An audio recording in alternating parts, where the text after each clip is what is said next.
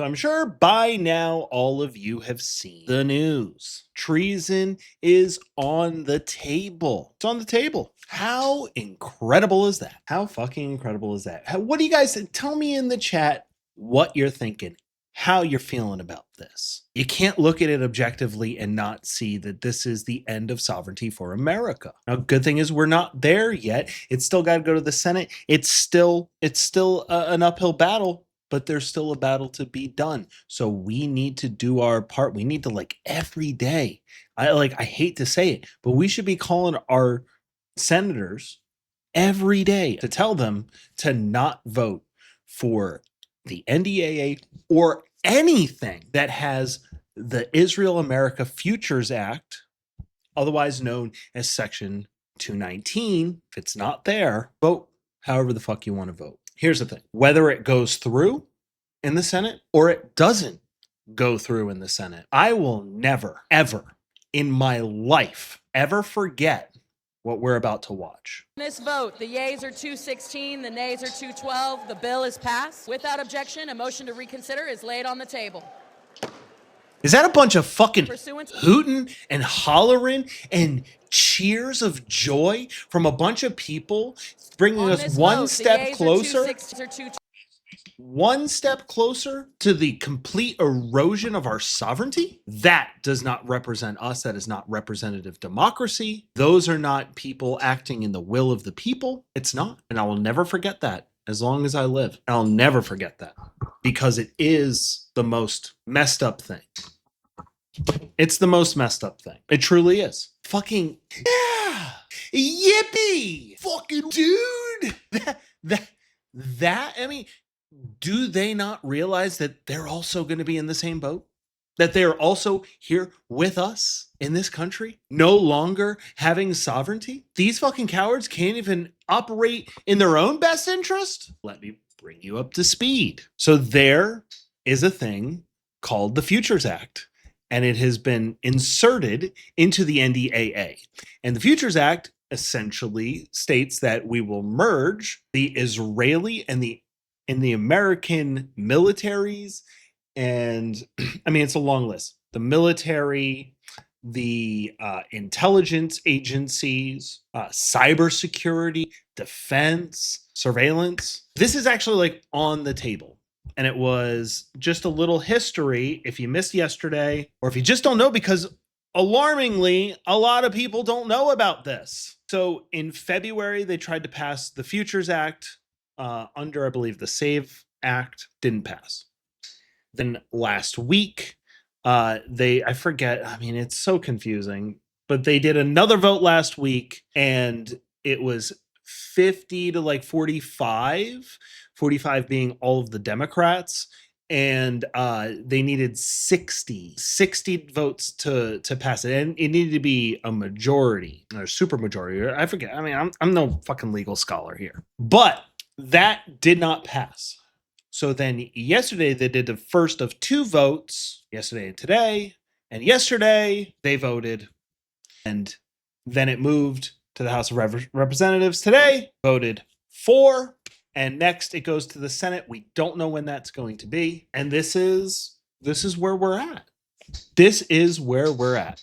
We are at a long list of predominantly Republicans who have completely, willingly, openly sold us out to another nation. Wait a second. With the IDF to pass a law that makes it impossible to disentangle, a law that basically funnels military aid to the Israeli military from the United States without any vote. And so it's very stealthy, it's clever, it's completely evil. And there's been very little attention paid to it because the American media is 100% behind it. No one in the future can withdraw from it, or else it would be a federal violation. How is this possible? There's no clearer example of treason that I can think of. That is selling out your country. They're attempting to merge the U.S. military with the IDF.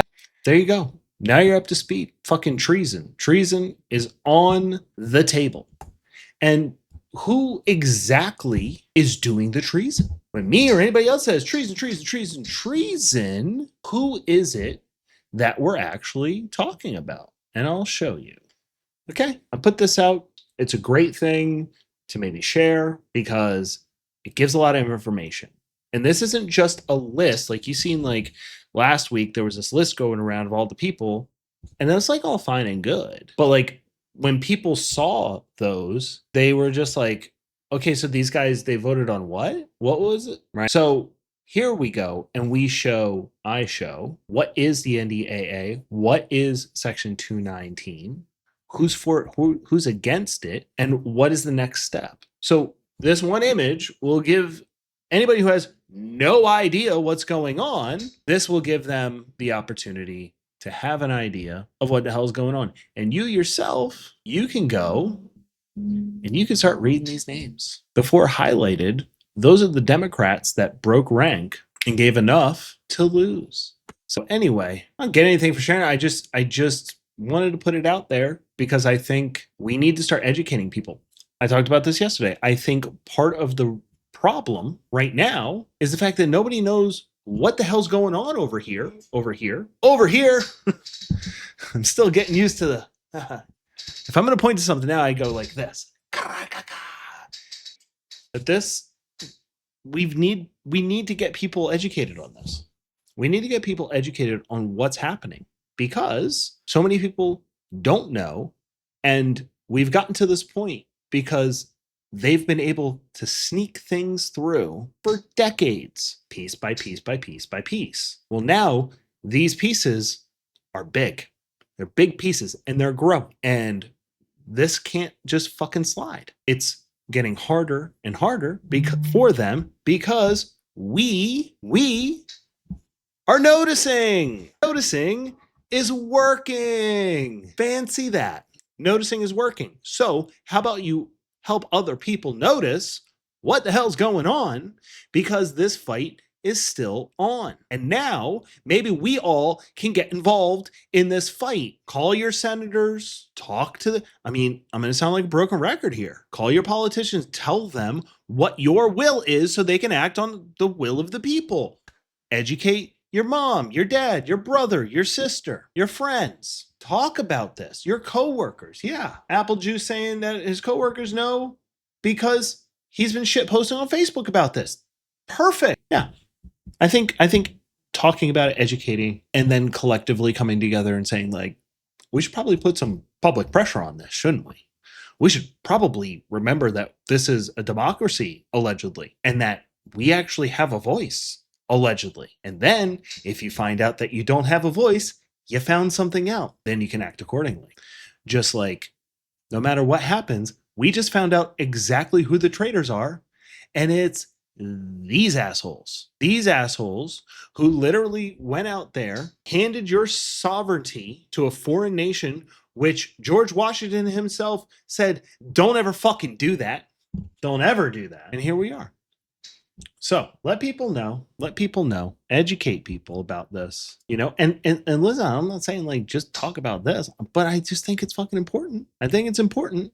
I think in a year when shit's looking a little fucking different and our sovereignty's out the fucking window and we're treated truly like goy, you're going to wish that you did something right now. You're going to wish you said, hey, fucking Kevin said, well, I should fucking do something and I didn't do something. Maybe I should have done something. I'm kicking myself in the ass saying I didn't do something 4 weeks ago. I did. I called my representative. A couple weeks ago. It's something. It's something more than nothing. I may have mentioned it in a live stream or two, kind of offhanded, like probably bitching about Israel or something, and they'd be like, and they're fucking trying to burn the shit together. Like, I've probably did a couple of those, but did I come out here and do my job to educate you guys? No, I don't think I did. I don't think I did a good enough job. Yesterday was a great start. I wish I'd started this earlier. I wish everybody started this earlier. But the great thing is that the fight isn't over and that we still have an opportunity for the next days or weeks or months. Because I think they usually actually pass the NDAA sometime in November, and they might think that we'll forget about it between now and then. And then there won't be any public pressure, and then they can go back to fucking us in the dark. Or we can talk about it. We can apply a little bit of public pressure. Yes, it is for 2027. The votes usually go through in November. Nothing's been said as to when it will go to the Senate and when it will happen. It'll likely be in in November. But that actually means that we have a few months. We have a few months to get our shit together and to go out there and let people know about this, so maybe get a little pissed. And maybe they go, no. If everybody just once reached out to their local representative, I actually believe that that's actually somewhat helpful. People might think I'm crazy for saying that. People might think I'm crazy for saying that the solution is actually just public pressure. The solution is actually just discourse and us talking to each other. But I actually genuinely think that that's probably the best course of action, at least right now. I don't need those. I don't need those. We're not listening to anything else. And so, no, the show isn't going to be all about NDAA Section 219 forever. But I'm going to bring it up every once in a while. I'm going to talk about it as things progress. I'm going to share it. Hey, no judgment. Maybe you like the traitor behavior. Maybe you're all for merging our militaries because you don't have a prefrontal cortex. I don't know. Maybe you're for this. You're in a safe space, relatively. Scotty says maybe Trump will veto it. I doubt it. I doubt it. I doubt it. I doubt it. But that's really my thoughts on it. My thoughts are that at the very least, bureaucracy is on our side, or democracy on our side for now. They wouldn't have to go through all of these hurdles, as blatant as they're being. They still wouldn't do all of this the way they do in it if we didn't still have power. If democracy, the structure of it still has some effect. So we need to remember that. We need to notice that, and we need to play that to our advantage, which is the next few months, letting people know. This is bipartisan. In fact, it is sans partisan. It is not even partisan. Are you an American? Great, this affects you. It's simple. It's actually like people always sitting behind, it's complicated. It's complicated. Everything's so fucking complicated. We're complicating everything. Actually, things are pretty fucking simple. What Israel is doing in Gaza, it's not complicated. It's actually not. It's quite simple. You know what it is. You're seeing it with your own eyes. So call it what it is. It's not that fucking difficult.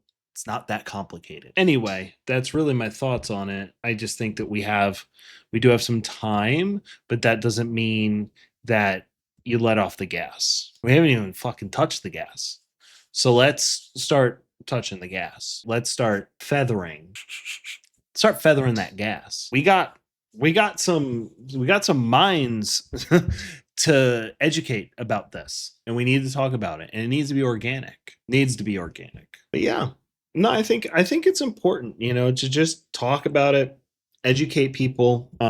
You don't have to be evangelical about it, but like, hey, did you know that, like, when somebody starts talking about Israel in a kind of a stanky tone, you could be like, hey, did you know that they're trying to did you know that? I know, it's fucking crazy. There's a bunch of traitors. And, it's not antiseptic to notice, nor is it to be against this. It is every bit your American right to be against all of this, because all you want and all we want is to keep America being America. So yeah, I don't know, guys. But what I do know, and again, not to sound like a broken record, but I think the way through this, like all things, is discourse, is just talking, discussions, discussing ideas, doing thought experiments. Like, what do you guys think? You're talking about it. You said, how do we kind of get out of this? What does that look like for us? I mean, that stuff is actually so effective. It's so effective. You know how I know it's so effective? Because the tactics for them to sneak things in is, the bread and circus, is the constant onslaught of everything. These fucking things, this made it so that we could share information with each other, so more noticing can happen. But overall, far more not noticing is happening because of this and because all the things that work in this. It's like that, you know? The more we notice, the more our greatest ally needs to do increasingly crazier and more expansive things. That's the trade-off. We're going to have to deal with increasingly crazier and crazier moves. But if we continue to notice, the noticing is our superpower, even though it exposes us to more. But if we keep noticing things and we keep applying public pressure, then they have to do increasingly crazier things, which only exposes them. Think of all of the politicians exposed today, truly exposed today for being a traitor.